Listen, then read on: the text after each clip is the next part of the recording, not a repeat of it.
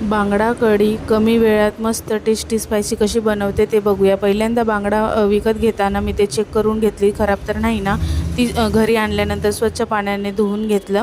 कढी बनवण्यासाठी मी आमच्या गरजेनुसार सर्व सामान घेतले। टमाटर, कांदा, लसूण, मिरची, कढीपत्ताचा ठेचा बनवून घेतला।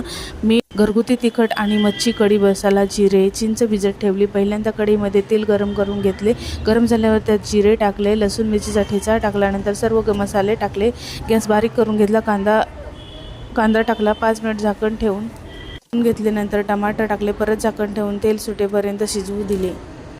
चांगली शिजून घेतली की त्याच्यात भिजवलेली चिंच टाकली, उकळी घेतली आणि त्यात बांगडा मच्छीचे तुकडे टाकले। मीडियम गॅसवर 2 ते 3 मिनिट शिजवून दिली। उकळी घेतल्यानंतर मस्त अशी कढी रेडी आहे बघा। मस्त अशी बांगडा कढी रेडी आहे।